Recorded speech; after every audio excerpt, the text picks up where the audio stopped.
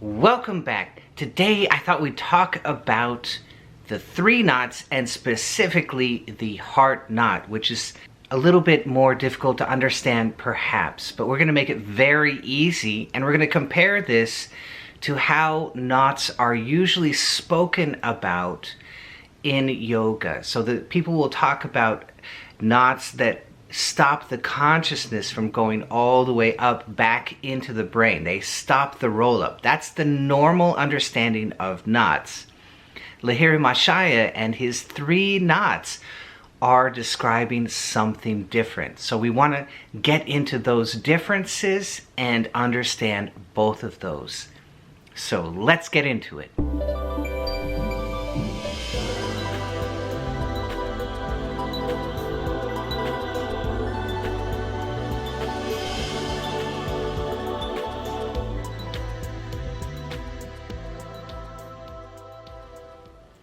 The 3 knots of Lahiri Mahasaya are a downward progression. And you might think, a downward progression? That sounds strange. Isn't everything supposed to go up in yoga? Aren't we going back into the brain? Isn't that where we're going? Yes, you are correct. And Lahiri Mahasaya wanted his students to know there is something that happens. There is an unfolding, and that unfolding, you can notice it in 3 different areas that might be where it shows up for you. So it's good if you know about these knots so that if they happen in your meditation, you can pay attention to them, you can notice them, and it's kind of a letting you know where you are in your meditations in terms of releasing from the little self going into the big self, the higher self, right? So that's why Lahiri Mahasaya taught this downward progression. It's an unfolding that can happen in meditation. And the first one, you might remember, I have another video on the 3 knots. You might remember the first knot is spoken of as the tongue knot. And Lahiri Mahasaya called it the tongue knot because when people get Khechari mudra, that is, they lengthen the tongue and they stretch the tongue and they stretch the tissue underneath the tongue, so they're able to put the tongue up into the nasal pharynx, that's Khechari. When they're able to do that, right away they would start to get the manifestation of this knot. But you, as you're doing heart rate variability resonance, may also encounter this knot. Or if you're doing Kriya yoga, you might encounter this knot. And it's a magnetic pull at the spiritual eye. You might feel it like a very strong pull at the spiritual eye, especially if you have been taught a meditation which asks you to concentrate predominantly on the spiritual eye. Because of that instruction, for some people, the knot will become very, very uncomfortable. And I'm speaking from experience. It became so strong for me at one point that I couldn't speak to my friends about spiritual things. So I'd see my friends, I'd go, "Oh, great to see you. Okay, I gotta go." And I'd run away because I didn't want to talk about spiritual things because it would induce the knot so powerfully that I would start to get a splitting headache. If any of that begins to happen to you, I want to give you a tip. Try and take that energy and you want to ask it. You want to pull it back. You want to ask it to go back towards the medulla. You want to pull it back with your feeling. You want to grab that sensation in the spiritual eye and pull it back to the medulla. And when you do that, the pressure in the brain will dramatically drop, and it makes this sensation much more pleasurable and much more bearable. Very, very important. Now, for a lot of my students who have been listening to me, I say over and over again, the medulla, the medulla, the medulla, the medulla. Kriya is a medulla-centric technique, and so they avoid this instruction of being predominantly preoccupied with the spiritual eye, and they become very preoccupied with the medulla. By the way, the medulla is the breath center and the heart center. So if you want to lower the heart rate and you want to lower the breath rate, well, then you ought to put your mind on the medulla. And the medulla will lower those for you over time. So it's a very, very important yogic part of the brain. We want to get in touch with that. We want to lower the heart rate and lower the breath rate, and putting your mind there will do that. That is why Kriya Yoga is a medulla-centric technique, all right? So the medulla is a much safer place, and you might even experience this first knot, this magnetic sensation, as taking place in the medulla, or maybe at the top of your head. Now, those two places are a much better place to feel this sensation. But this magnetic pull towards the brain is the first knot. All right? That is the first unfoldment of this progression. And where is it progressing? It's progressing into the right brain, into the higher self. All right? That's where it's progressing. We are letting go of the left brain, little tiny personality problems and story, and progressing to the right brain, identifying more and more with silence, with peace, with expansion. And I don't mean a mental concept, I mean the feeling of vast expansion, the actual feeling and experience of that. We identify more and more with that silence and that peace. That is the progression that we're going through as we notice these road signs along the way. And the second one is the heart knot that Lahiri Mahasaya mentioned. So he said the heart will also open up, and that's your feeling will open up. And the feeling that he's talking about is the feeling inside of your body. I think there is a quote from Yogananda. He said, "The body is potentially vast and infinite." And that is exactly this experience of the heart knot. This is often associated with Kundalini. I felt energy go up my spine and down my spine. That is a Kundalini experience, right? I am feeling energy inside of myself. And people look for very specific sensations to let them know, oh, my Kundalini is awakened. But as soon as you enter into the realm of the heart knot, you're awakened internally. As soon as you can feel energy inside of the body, anywhere, this process has begun. The feeling has opened up, and you are able to sense what is happening inside of the body. And what is happening in your consciousness is you are merging. Your conscious mind is merging with the subconscious mind. And that is allowing you to feel all of the movements that the subconscious mind is directing through your body. And so this thing that used to be just a solid block to you suddenly opens up, and you realize that you can feel all the energy as it moves through the body. You're aware what is happening inside of you. And one of those things, very predominantly, is the breath going in and out. And so you might notice the energy go up and down the spine as the breath is directed. That's a very big one. But you could feel anything inside of the body. Any kind of energy inside of the body means that your heart, your feeling, is opening up, and you're sensing what is going on inside of you. And when we look for energy, we very often look for something big. We kind of want a big slap in the face, like, show it to me big. It's not big enough yet. And this is kind of a mistake, because the yogi wants to be subtle and notice subtle things. So to notice subtle things, you have to pay attention to subtle things. And one of the subtle ways, I think the very best one that I ever saw, was one of my students wrote to me. And he said, "It's as if I've been living my whole life on the surface, and suddenly the inside of my body has opened up." That's all he said. That's it. That is the heart knot opening up. Very simple, very easy.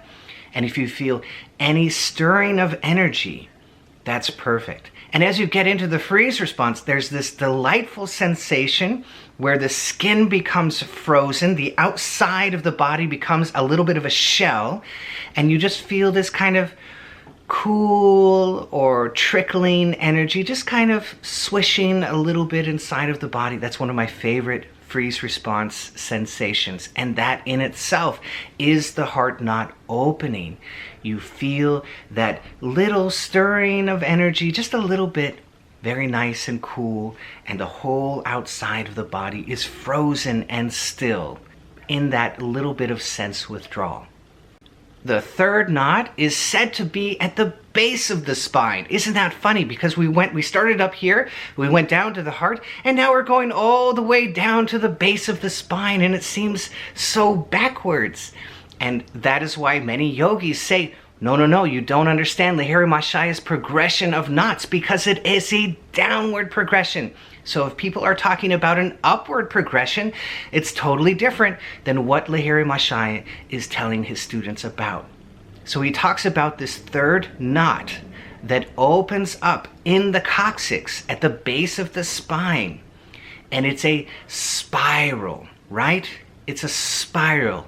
So you might be sitting in meditation and you might feel a little spiral at the base of the spine, a tiny little spiral. Now, my first experience of this, I was sitting in meditation. I was in the ashram. I was close to the train tracks, and the first room that they put me in is a postulant, and I was very tired, which put me in touch with the slower brainwaves, didn't it? I was very tired, but I was determined to sit and meditate for at least 5 minutes. And as I was sitting there, I felt as if somebody, well, first of all, my breath went into a very deep, tranquil breath, which scared me a little bit. And then second of all, I noticed that the whole room began to feel as if I was spinning. That also is the third knot, and it freaked me out. I opened my eyes. I expected the whole room to be doing this, and it wasn't. It was just a feeling inside of me. But it continued for about a minute, but I freaked out and I took myself out of the state, right? Because I was, I don't know what's going on. Which is totally normal. Don't feel bad if you get freaked out by your experience and it takes you out of the it happens all the time. It happened to me every single time a new experience happened for years and years, until I just learned to go with the flow. But it takes time to get there. Now, you can also feel that spiral as if it's in your head. And you can also see it in the spiritual eye. So I mentioned this thing that happens with the spiritual eye. It gets very close, and then it starts to wrap around you. And as it wraps around you, that golden light or that white light can kind of look like sheet lightning, as if it's going like this over your eyes. It can go like this, letting you know you're going into the tunnel. And it can also go like this, which is the spiral. That is the third knot as you perceive it in the spiritual eye. So it might be at the base of your spine. It might be in the whole room. It might be in your spiritual eye. All of these are expressions of the third knot, you see?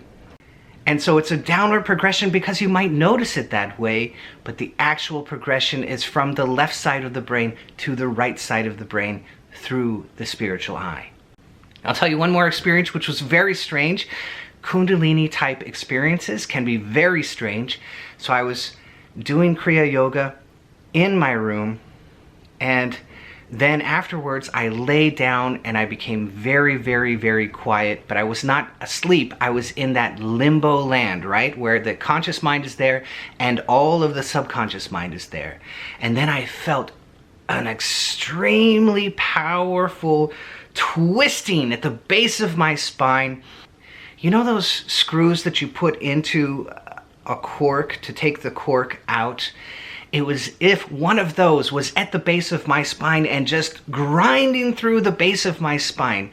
And I want to say it was almost painful, but it wasn't painful at all. But it was so big, it was very scary, as if it should be painful. And I watched that happen for a minute, and then I got up and thought to myself, oh my God, that was so powerful and crazy. And my wife was in the other room, and she came running in, and she looked at me and she goes, what just happened? As if something had happened to her. And I didn't want to give it away, so I said, I don't know, what happened to you? And she described exactly what had happened to me. So because of my experience, it transferred to her because we were close, and the subconscious between you and somebody you're very close with will sync up, and sometimes you will share experiences in this way. Very strange, right? Very, very peculiar. But it's very scientific. If you have electricity running through one copper core and then you put another copper core right next to it, that copper core will pick up the electricity. And it's the same thing that's happening with the transference through the subconscious. It's very, very interesting. That is the progression of the 3 knots. Now, another thing which can happen in parallel is the roll-up of consciousness. And this is what we really want to pay attention to, this roll-up of consciousness. I've talked about it over and over again, haven't I? And as we do specifically the Om Japa in the chakras, it will loosen the consciousness as it is attached through the chakras. It's as if your consciousness comes down from the brain, goes through the consciousness, and puts a hand out to grasp the world through the different chakras, right? It's reaching through and grasping the world. And through the process of Om Japa, we loosen that grasp, that attachment. And so the consciousness begins to flow back to its home in the brain very, very naturally. So we get into a low idle state. We do Om Japa in the chakras mentally. I have a video about Om Japa, how to do it through the chakras, and that loosens the attachment and causes the consciousness to float back to its home in the brain. We're not shoving the consciousness back up. We don't need to. We just loosen the consciousness and it flows back to the brain automatically. That is the upward flow of consciousness. And when it's flowing up, the first place that you will notice it is in the heart. So we're predominantly occupied with the outward world, and then our consciousness jumps up into the heart, and we might feel a little bit of a blossoming of energy in the heart. Or we might just feel a little bit expansive. Or we might feel like the lover, I'm floating on cloud 9 and I'm floating above all the troubles of the world. And that's why we get so attached to being in love, because we have a roll-up of consciousness into the heart. And the yogi is doing this every single day he sits to meditate. Isn't that amazing? So what the lover is seeking throughout his entire life, the yogi gets every single day. So we have a blossoming in the heart. And then they say, well, now there's a knot. And there's a knot in the heart and you can't go any higher. You're stuck. Well, as you can continue to do the Om Japa into the heart, into the throat, into the medulla, the consciousness will raise up into the throat. And then they say, oh, well, now there's a knot in the throat. You're stuck in the throat. Well, as you do the Om Japa into the throat, into the medulla, into the heart, you'll notice it floats up into the medulla. And as you continue to do Om Japa in the medulla, you might feel as if your consciousness is floating all the way up to the top of your head. And that's perfect. That's where we want to go. We want the consciousness to float up to the top of the head. We don't want to breathe through the head. But if the consciousness floats all the way up to the top of the head, that's perfect. We like that. That's great. That's wonderful. That's a wonderful progression for the consciousness. Float all the way up into the brain and then expand out. What does the top lotus do? What does it do? It expands, doesn't it? Is it something that we visualize? Do we visualize expansion? No, that's not really it. You have to feel it. You feel the expansion. Feel yourself spreading out everywhere. I'll tell you a funny story. So I was getting really, really deep into sense withdrawal through the freeze response, and I kept getting this sensation as if I was The body had dimmed out completely from my awareness. It was just gone. And I felt like I was only my skull, like I was in my brain, in the box of my skull. That's very good, right? So I wrote that to my guru, Ashokji, and I said, I'm up in my head and it's just a box. I'm just in my skull. And he called me up and he yelled at me and he goes, there should be no box, no box, nothing, no box at all, nothing. And I'm like, okay, so I should keep going. I should keep going into the freeze response, let that dim out as well, and keep just expanding. It's not something that you visualize, it's something that you deeply, deeply feel. Because why? The heart knot is open and you're just feeling it expand. We have a downward progression of knots unfolding, and we have an upward progression of consciousness rising back into the brain and into expansion, finally. Two different things. Can you see it? It's very simple, isn't it? It's really not that hard to understand. And all of these knots, oh my God, I have a knot. They scared me with that. Oh my goodness. And the yogis that I spoke to, oh yes, I have all these knots in my spine. Oh, it's a horrible thing. It was just this horrible conversation. And it really doesn't work that way at all. It's just the consciousness stops in the heart. It might rest there for a while, and then it will lift up into the throat, and then it will lift up into the medulla, and then it will lift up to the top of your head maybe, and then it will just, or you might be stuck in a box like me, and then it will just expand. You just let go of everything. You surrender, right? And you expand. And that's the progression of the knots. Now, if you really want to get into Om Japa and how it works, I invite you to get the Big Bliss training, because it's all about the Om Japa and how to do it into the chakras.